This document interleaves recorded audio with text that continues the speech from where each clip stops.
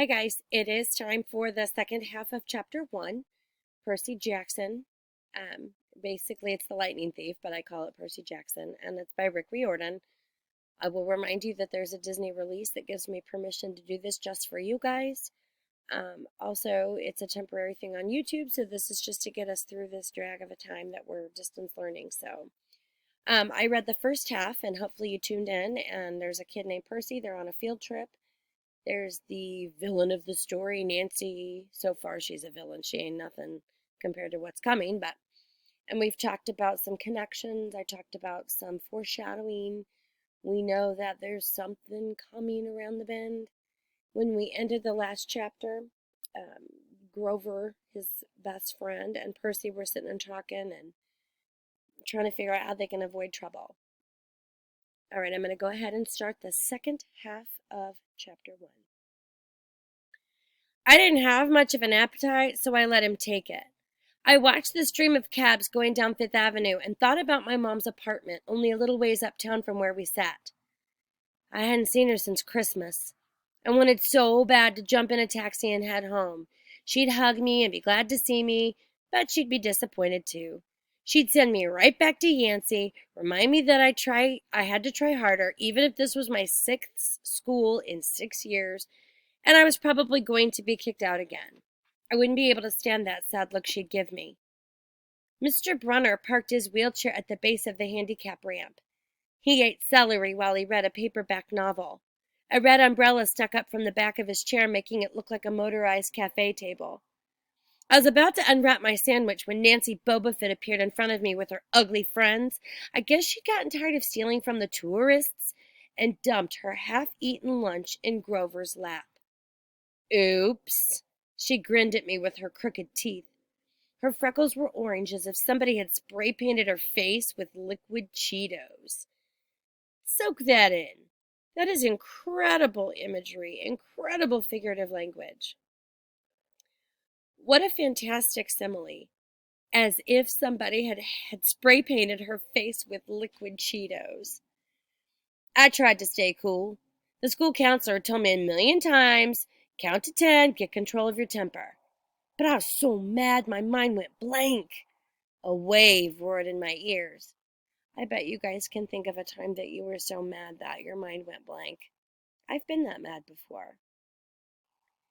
I don't remember touching her, but the next thing I knew, Nancy was sitting on her butt in the fountain screaming, "Percy, push me!" Mrs. Dodds materialized next to us. Some of the kids were whispering, "Did you see? The water, like it grabbed her." I didn't know what they were talking about. All I knew was that I was in trouble again. As soon as Mrs. Dodds was sure poor little Nancy was okay, promising to get her a new shirt at the museum gift shop, etc., etc., Mrs. Dodds turned on me. There was a triumphant fire in her eyes, as if I'd done something she'd been waiting for all semester. "Now, honey." "I know," I grumbled. "A month erasing workbooks." That wasn't the right thing to say. "Come with me," Mrs. Dodd said. "Wait!" Grover yelped. "It was me! I pushed her!" I stared at him, stunned. I couldn't believe he was trying to cover for me. Mrs. Dodd scared Grover to death.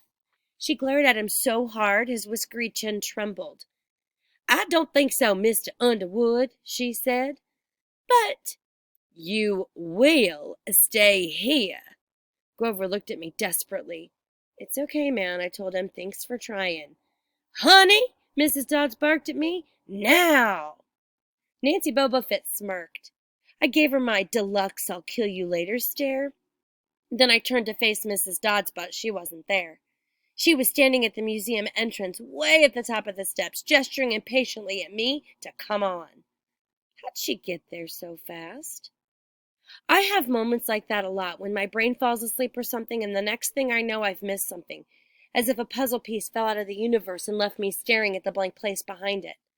The school counselor told me this was part of the ADHD, my brain misinterpreting things. I wasn't so sure. I went after Mrs. Dodds. Excuse me. Halfway up the steps, I glanced back at Grover. He was looking pale, cutting his eyes between me and Mr. Brunner, like he wanted Mr. Brunner to notice what was going on, but Mr. Brunner was absorbed in his novel. I looked back up. Mrs. Dodds had disappeared again. She was now inside the building at the end of the entrance hall. Okay, I thought, she's going to make me buy a new shirt for Nancy at the gift shop. But apparently that wasn't the plan. I followed her deeper into the museum. When I finally caught up to her, we were back in the Greek and Roman section. Except for us, the gallery was empty. Mrs. Dodds stood with her arms crossed in front of a big marble frieze of the Greek gods. She was making this weird noise in her throat, like growling. Even without the noise, I would have been nervous. It's weird being alone with a teacher, especially Mrs. Dodds. Something about the way she looked at the frieze, as if she wanted to pulverize it. "You've been giving us problems, honey," she said. I did the safe thing. I said, "Yes, ma'am." She tugged on the cuffs of her leather jacket. "Did you really think you would get away with it?" The look in her eyes was beyond mad. It was evil. She's a teacher, I thought nervously. It's not like she's gonna hurt me. I said, I'll try harder, ma'am." Thunder shook the building. "We are not fools, Percy Jackson," Mrs. Dodd said. "It was only a matter of time before we found you out. Confess and you will suffer less pain." I didn't know what she was talking about. All I could think of was that the teachers must have found the illegal stash of candy I'd been selling out of my dorm room. Or maybe they'd realized I got my essay on Tom Sawyer from the internet without ever reading the book, and now they were going to take away my grade. Or worse, they were going to make me read the book. "Well," she demanded. "Ma'am, I don't—" "Your time is up," she hissed. Then the weirdest thing happened. Her eyes began to glow like barbecue coals. Her fingers stretched, turning into talons. Her jacket melted into large leathery wings. She wasn't human. She was a shriveled hag with bat wings and claws and a mouthful of yellow fangs, and she was about to slice me to ribbons. Then things got even stranger. Mr. Brunner, who'd been out in front of the museum a minute before, wheeled his chair into the doorway of the gallery, holding a pen in his hand. "What ho, Percy!" he shouted and tossed the pen through the air. Mrs. Dodds lunged at me. With a yelp, I dodged and felt talons slash the air next to my ear. I snatched the ballpoint pen out of the air, but when it hit my hand, it wasn't a pen anymore. It was a sword, Mr. Brunner's bronze sword, which he always used on tournament day. Mrs. Dodd spun toward me with a murderous look in her eyes. My knees were jelly. My hands were shaking so bad, I almost dropped the sword. She snarled, "Die, honey!" and she flew straight at me. Absolute terror ran through my body. I did the only thing that came naturally. I swung the sword. The metal blade hit her shoulder and passed clean through her body as if she were made of water. Hiss! Mrs. Dodds was a sandcastle and a power fan. Guys, that's an amazing metaphor, right? That's an amazing metaphor. It doesn't say that she was like a sandcastle. It said Mrs. Dodds was a sandcastle in a power fan. She exploded into yellow powder, vaporized on the spot, leaving nothing but the smell of sulfur. Guys, that's kind of like a rotten egg smell. And a dying screech and a chill of evil in the air, as if those two glowing red eyes were still watching me. I was alone. There was a ballpoint pen in my hand. Mr. Brunner wasn't there. Nobody was there but me. My hands were still trembling. My lunch must have been contaminated with magic mushrooms or something. Had I imagined the whole thing? I went back outside. It had started to rain. Grover was sitting by the fountain, a museum map tented over his head. Nancy Bobofit was still standing there, soaked from her swim in the fountain, grumbling to her ugly friends. When she saw me, she said, "I hope Mrs. Kerr whipped your butt." I said, "Who?" "Our teacher? Duh." I blinked. We had no teacher named Mrs. Kerr.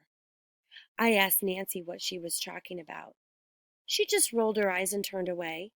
I asked Grover where Mrs. Dodds was. He said, "Who?" But he paused first and he wouldn't look at me, so I thought he was messing with me. "Not funny, man." I told him, "This is serious." Thunder boomed overhead.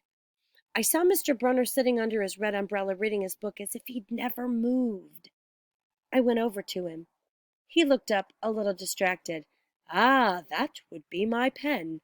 Please bring your own writing utensil in the future, Mr. Jackson." I handed Mr. Brunner his pen. I hadn't even realized I was still holding it. "Sir," I said, "where's Mrs. Dodds?" He stared at me blankly. "Who? The other chaperone, Mrs. Dodds, the pre-algebra teacher?" He frowned and sat forward, looking mildly concerned. "Percy, there is no Mrs. Dodds on this trip. As far as I know, there has never been a Mrs. Dodds at Yancey Academy. Are you feeling all right?" Wow, what a first chapter.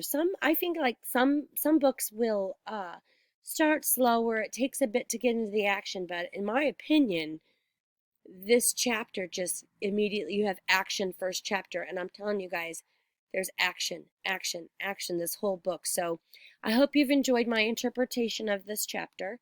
Again, look for the questions to be posted on the Google Classroom. And again, it's a trivia challenge. It's something fun. You can see a sneak preview here. Chapter 2 is going to be called Three Old Ladies Knit the Socks of Death. So I know this is a fun read aloud, but I'm also trying to do some things I might do in my classroom by talking about some of the literary elements that we discuss in class all the time and making connections. And I can't tell you how weird it is to not have you sitting in front of me answering questions and getting excited. So I hope you enjoy this. If it's just for enjoyment, I'm okay with that. But if you want some challenges, watch for some things I'm going to share with your parents and I'm going to post on Google Classroom. So, until chapter 2, take care, guys.